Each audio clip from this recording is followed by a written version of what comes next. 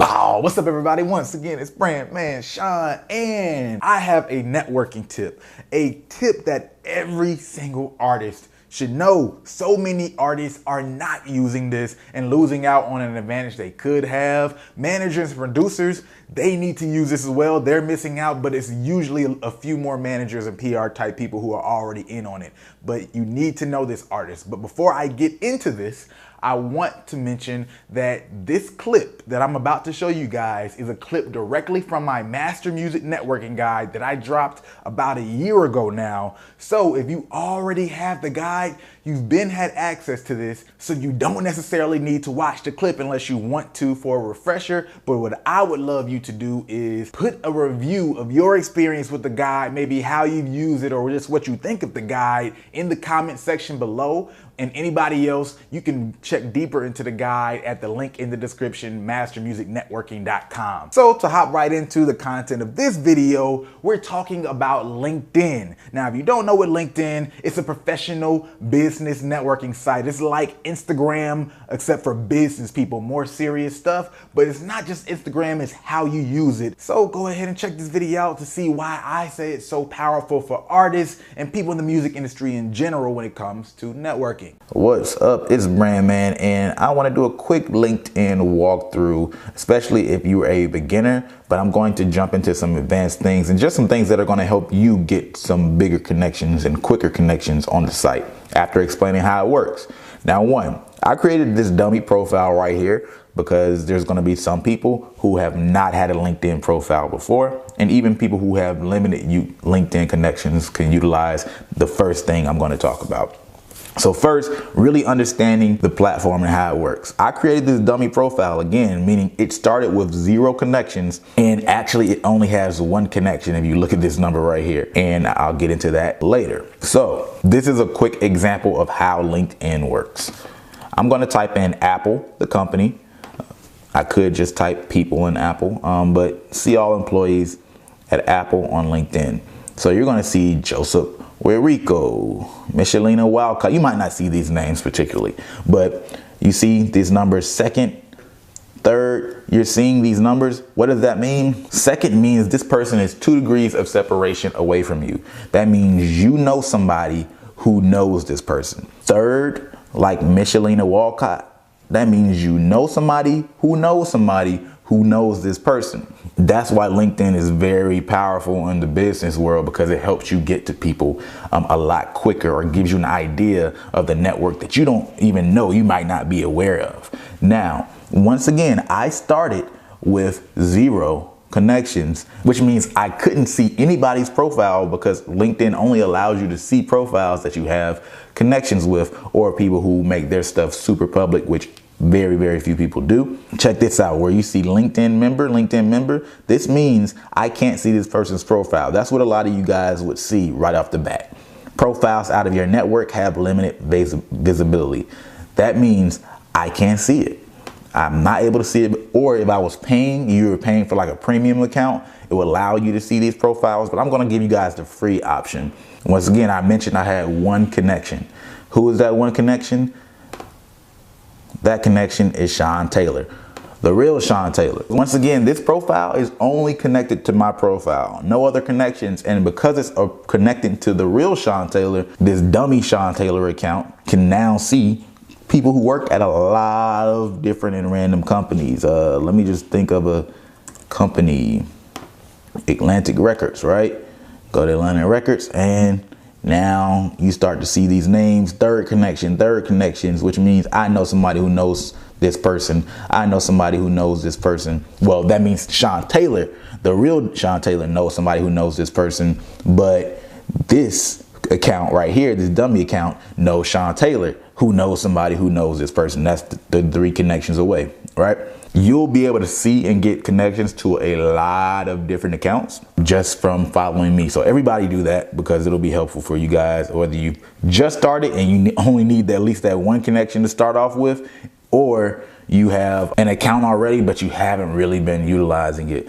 And another thing, so everybody, if you haven't had certain connections, or I don't have connections with certain people that you might want to get in contact with, start connecting with them yourself.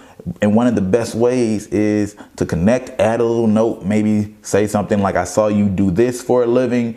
Just wanted to be able to ask you a quick question. Maybe ask them a quick question, just like the format I talked about for advice and things like that. In the networking guide, that same little format works, right? So connect, it's on its way, add a note. Add a note with your connection request and maybe ask a quick question, do that, done. It'll be a lot less random, because when people get random connection requests, sometimes they don't want to answer it.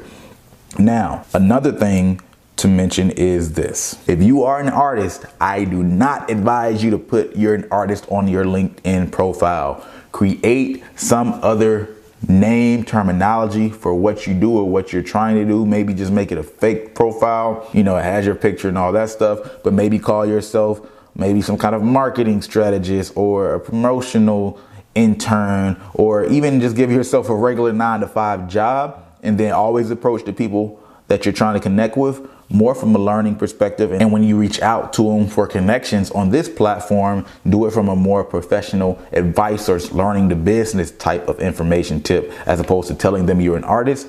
And when you reach out to them as an artist, do not reach out to them on LinkedIn. So even if you're connected with them on LinkedIn, do not reach out to them as an artist on LinkedIn if they accept your request. Why? I mentioned this in the networking guide, but people are on here for professional things and they do not like seeing artist solicitations on LinkedIn. They get them all day on all the other websites, but on LinkedIn, they just want it to be business.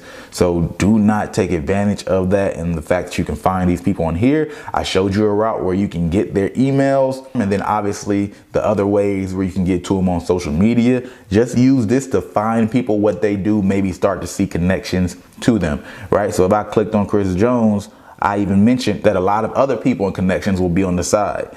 You see people who view Chris Jones' profile also looked at Liar Cohen. They also looked at Quinn Coleman and all these other people. So that's going to be something that helps you out, because it's going to start to let you know these other people in these other industries that might be worth talking to. Not necessarily other industries, but other positions, whether it's at the same company or other companies, because you'll start to get a vibe of who knows who. Look at LaToya Lee.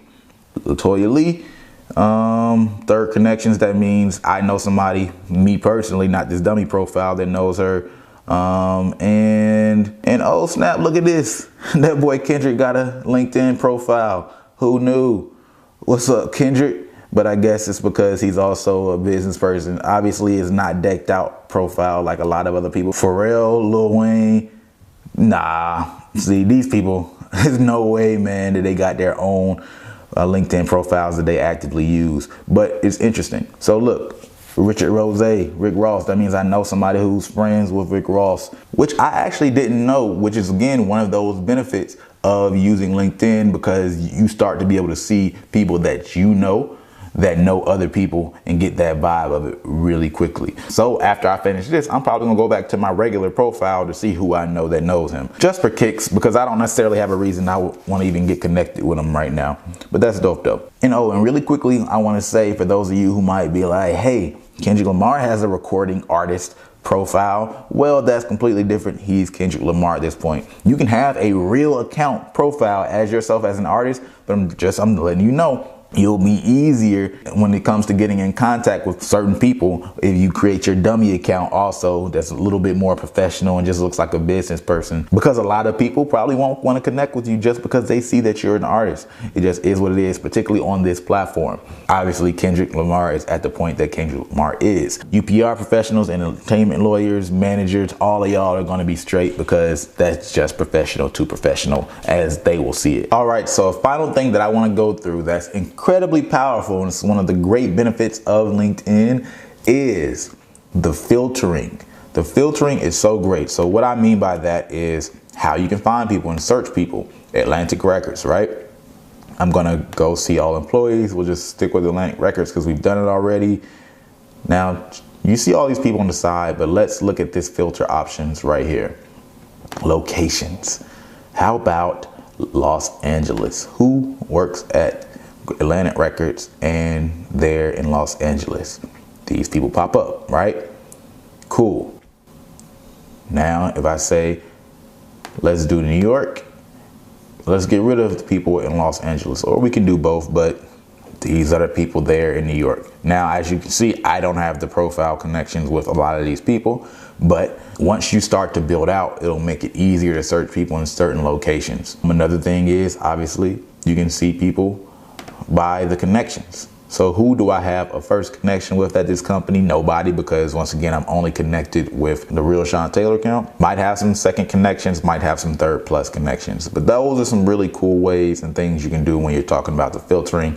Obviously, as I mentioned before, you can do stuff like just type in a position at any place and just be like A&R, and then you'll see a whole bunch of A&Rs that pop up on the website. But that's something you guys can explore and get deeper into when it gets to the keywords and all these different types of things. There are different ways to filter. Obviously, other industries and companies, non-profits, all that kind of stuff. There's a lot of things that you can learn from LinkedIn. Some of these things, when it comes to the skills, they're a little less relevant because everybody isn't diligent about getting other people to support them and update this. I know I'm very bad at this, and I don't keep my LinkedIn profile super up to date on all the things that I actually do, but this is a good starter place in terms of at least connecting with people. So this is the walkthrough. I'm going to do one more video on when I talked about capturing emails in a networking guide, just so you can see what that looks like. Let's get it. All right, so that's it for this particular video, and I hope it's something that you try for yourself. It's an extra powerful tool. You can get a lot of gains out of it, and as mentioned in the video, I actually do go deeper into LinkedIn within the guide, like how you can actually get people's direct emails using the site. But even bigger than that, this is just one section of the Master Music Networking Guide. I would like to make that clear. As a matter of fact, this is actually one subsection within 6 sections in the Master Music Networking Guide. So if you're really interested in becoming a more powerful networker, not within just music, honestly, but being able to utilize and get sponsorships outside of music and relationships outside of music, this is extremely powerful for anybody. And especially indie artists, your networking ability is going to be one of the biggest things that determines your career trajectory. I'm not talking about just fan base building and all that great stuff, but the actual business side that's going to give other opportunities and give you some money, honestly. And as always, I would love to know what you guys think in general about this video here. And as I said, if you happen to have the Master Music Networking Guide, I would love to know how you utilized it or just your experience with it. Put it in the comment section below. Other than that, if you like this video, go ahead, hit that like button. If you like it, might as well share it. And if you're not subscribed, you know what to do. Hit that subscribe